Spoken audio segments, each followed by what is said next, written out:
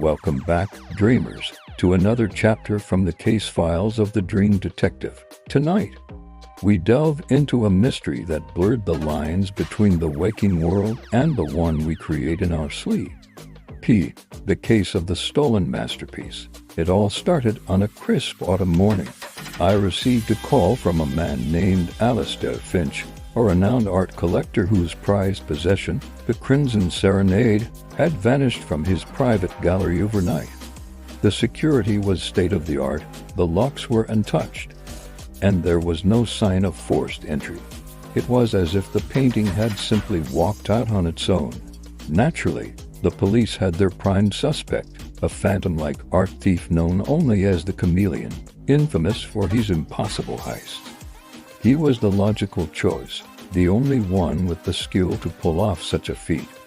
But as I've learned in my line of work, logic is often the first casualty when dreams get involved.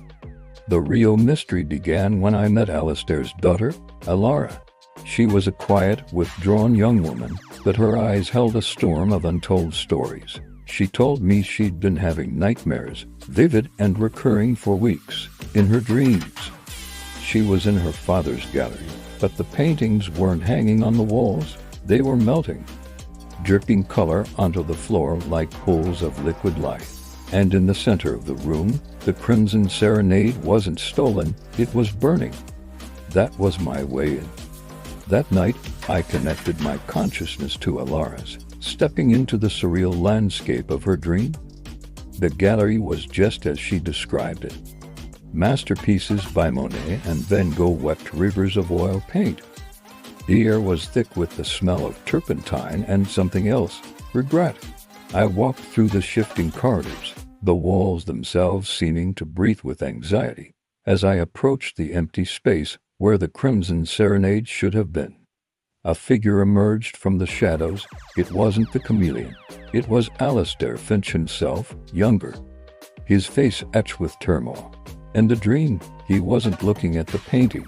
He was arguing with a man I didn't recognize, his voice a low, desperate whisper lost in the dream's chaos.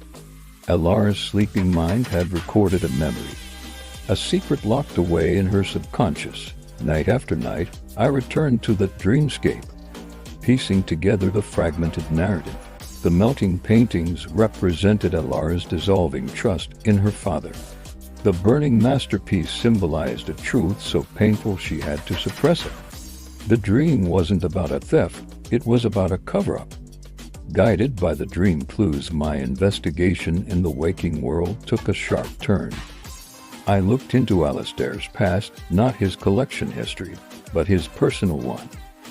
And there it was. The man from the dream was an old business partner, an artist himself, who had accused Alastair of stealing his work decades ago. That artist was the true creator of the Crimson Serenade. Alastair hadn't hired a thief to steal the painting. He had staged the theft himself. The pressure of living with the lie had become too much. He planned to have the painting disappear so he could finally escape the shadow of his deception. He never imagined his own daughter's dreams would become the key to unlocking his long-held secret. In the end, the truth came out. The painting was recovered, and the original artist finally received the credit he deserved. Alastair had to face the consequences, but in a strange way, he was also set free.